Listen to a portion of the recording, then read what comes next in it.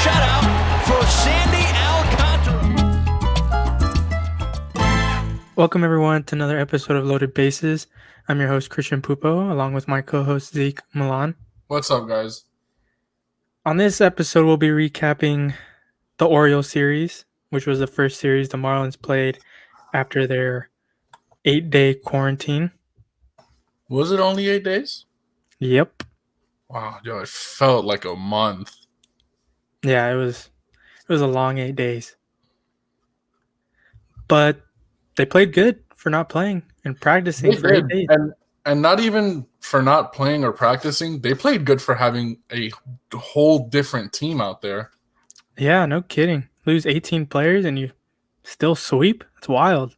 Yeah, and the sweep itself was impressive. I mean, our offense was getting it going. Yeah, and our pitching held it down except for the last game, but Oh, yeah. Still did the job. Yeah, the last game was kind of rough, but I'm just happy we pulled that one out. Yeah, no. Orioles or not, Orioles swept the Rays before they played us. And then the next game after we leave, they beat the Nationals 11-0. So say what you want about the Orioles. Right. I am convinced the Orioles are bad against mediocre teams and good against good teams. But if you want to call the Nationals good. Oh, true. They are the defending World Series champions, so. Yeah, but they lost key players. It don't matter. Hey. What do you mean? Don't matter. Good thing for the Nationals is Strasburg makes his 2020 debut tomorrow night. Or tomorrow morning, I think. Morning? Tomorrow Sunday, they're morning games. Oh, tomorrow afternoon. Oh, morning for me. Well, yeah, morning for you. That's going to be really interesting to watch. I might tune in. Yeah, reigning World Series MVP. Should be a fun game, even if it is against the Orioles. Oh, it is against the Orioles. Oh, that's going to be no fun to watch. What do you mean? They put up an 11th spot yesterday. I mean, yeah, but who'd they face? Corbin? I don't know. No way they faced Scherzer. No, they didn't face Scherzer. They did face a righty, though. I think he was a rookie. Oh. So, well, no excuses. They couldn't put up runs on our rookie, so. Yeah, but they didn't have to do the Nationals rookie like that. Like, come on. No, they faced Anibal Sanchez. Oh. Yeah, he's not a rookie. He's way past being a rookie. 5 earned. That's tough. I think most of their bullpen is rookies. I think that's what it is. Hey, is that Bryce Harper's brother who pitched? No. Doesn't Bryce have a brother that plays in the minors, though? I don't think so. Well, back to the Orioles series. I liked how the pitching held it down. I like how Pablo came in and threw 5 innings and struck out 7 after just being able to throw a baseball into his mattress in the hotel room. Yeah. I liked how they played overall for under the circumstances. They played well. I really like watching the team. I mean, not even under the circumstances. It's like all the stress put into their body, them going to a game knowing they don't have a lot of their starters and they can't mess this up. Yeah. It's incredible. I mean, they shut out the Orioles game 1. They shut out the Orioles game 2. The Orioles did score 7 game 4. But game 3, the Orioles only scored 1. So if it was a 3-game series, they only scored 1 in those 3 games, you know? Yeah. It was so incredible what the Marlins did with what they had. The Orioles bats waking up in the last game, it was bound to happen. No team can go 4 straight games and not put up more than 1. Like, it doesn't happen. Right. And guaranteed, yeah, the Orioles don't have Trey Mancini, but I've always said one guy doesn't really define your whole team. So maybe we won't have those 2 shutouts if Trey Mancini was playing, but guaranteed we still win those games. We were putting up runs. No, yeah, Mancini would have helped, but I don't think he could have beat an entire team by himself. Right. So I don't know. It was just a fun series. Probably would have been different It if was Mancini was in definitely the lineup. it was definitely fun up until the last game. Oh, that was the most stressful game. 100%, bro. It's gonna suck when we lose the winning streak, but it's just fun. You know, it's fun winning. Oh yeah, it's been a long time since we've had this much fun winning. Right.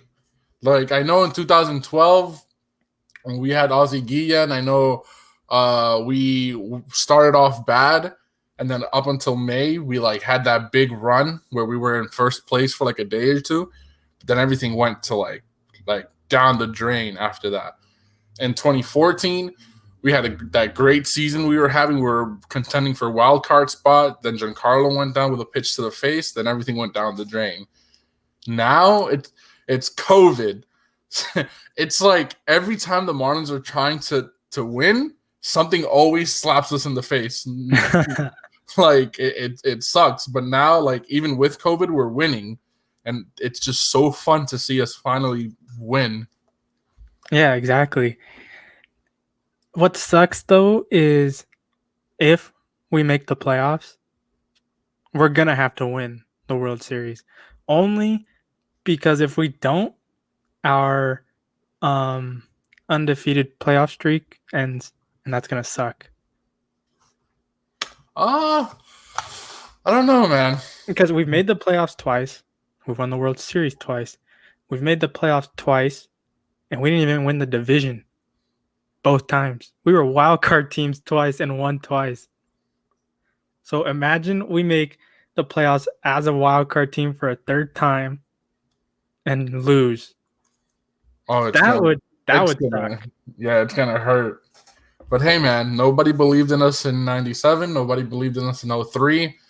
We still, as wild card teams, we still ended up winning the whole thing.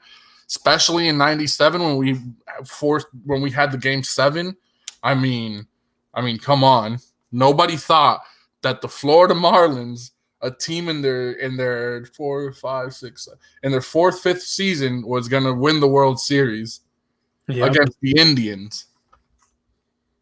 Indians had a good team. They were supposed to win that. Yeah, they were. They were supposed to win. Oh man. We just need a win. We just need to win the World Series so people can stop talking. We do. We need to keep this going. All right, so Yamamoto got called up from the Jupiter site. He got roughed up a little bit. He did. But I think he's going to be fine. Yeah, he got roughed up by the Orioles, but like I said, it was bound to happen that their bats were going to wake up. Yep.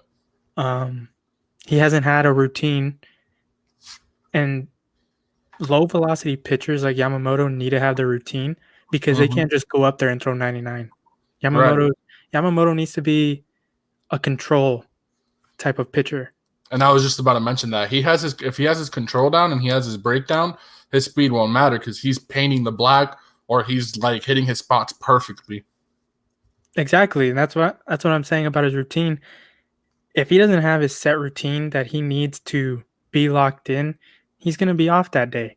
And with all this COVID stuff and him having to travel down or travel up to Baltimore from Jupiter and not having full days of practice and get ready, it's not going to be a good outing for him because his stuff is going to be all over the place. His walk numbers are going to be high, pitch count. The batters are going to be seeing the ball better because he's throwing it down the middle. It's just a recipe for disaster. Yeah, and I mean, I'm sure he pitched a couple games in Jupiter, but playing against your own team every day isn't the same as playing a different team every 5 days. Yeah, exactly. And he'll bounce back. He'll bounce back. I hope so. Because when he made his debut, I looked at him and I said, "Man, who is this guy, bro?" And what he did to the Cardinals, I was like, "Oh, I like this dude, bro." And Yeah. game 2 did the same thing, and I was like, "This is our guy. I know this guy can get better every year, and he's gonna be an all-star." Yep. It's just he just needs to get his innings in. He needs to have his set routine, a constant routine, one Right? that won't be interrupted, and then he'll be that little cornerstone of the rotation. Yeah. He can definitely, for sure, he can definitely at most be a 3. And a good Yeah, one too. A definitely. good 3. Yeah. People project him as a 5. It's like his It stuff is good. blows my mind. Yeah, they're only saying he's a 5 because he throws 91. Like it Exactly. doesn't matter. Hey, I mean, R.A. Dickey was throwing 89, and he was a number 1 for the Mets for like 6 years. And he's throwing knuckleballs too. It's like velocity helps, but it's not everything. Right. You still have to throw strikes. You still have to fool the hitters. And you still have to get the outs. Mm-hmm. It's like velocity is not what will define you as a great pitcher or not. Greg Right. And Maddux didn't throw that hard. especially as a low speed, low velocity pitcher, your defense has to be on point. Yeah. Low velocity pitchers are more ground ball type of guys too. Yep. Rarely will you see low velocity pitchers give up a lot of home runs a year. Because the ball looks like a balloon coming in. It doesn't look like your typical 95, 96 mile per hour fastball. That ball looks huge coming to your zone. Yeah, it doesn't look like a blur like the 99. Yeah. Like hitters will be able to see it better, but if you're throwing constantly 91, 92, that fastball and then you mix it with the changeup, it'll look virtually the same. Yep. People just think velocity defines you, and it doesn't. Maddux didn't throw that hard. Hall of Famer. Kyle Hendricks. Maddux had a nasty breaking ball with his arsenal. Yeah, his two-seam was nasty. Yeah. It's just a matter of time until Yamamoto sets himself as a permanent starter in the rotation. Yeah, I would hate for him to be a spot starter. I want to see him be a consistent starter for us. Yeah, he's fun to watch. He is. Like, there are some good pitchers, but they're not fun to watch. Yamamoto's fun. Yeah, I agree. I 100. Because I look at so in my household, we're divided. My dad's a Cubs fan, so when I watch Kyle Hendricks games, I'm like, this guy's a good pitcher, but he's just so boring to watch.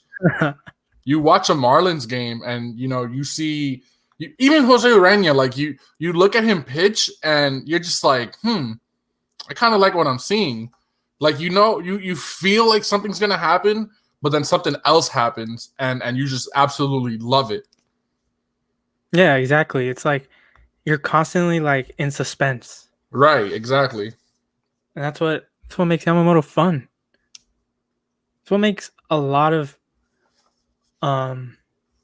unknown pitchers fun. It's like you don't know what you're gonna get out of it. Yeah. And when you see something good, you're like, all right. What I like to see is the pitchers smiling throughout their outing. There's a lot of pitchers that go up there and they're just serious the whole game, and you're just like, yo, you're up 20. Smile a little bit. Yeah, exactly. It's like, yeah, it's your job, but you don't have to be all uptight about it. Right. I don't go to my job and just not have a smile when I'm seeing people, like guests and stuff. Yeah, it's just you have 50,000 fans in the stadium. Smile a little. Yeah, have some fun. Well, that's all the time we have today on this episode of Loaded Bases. Thank you for joining us. For more updates on when we're going to post more content, you can follow us at Loaded Bases 5R on Twitter. Until next time, guys.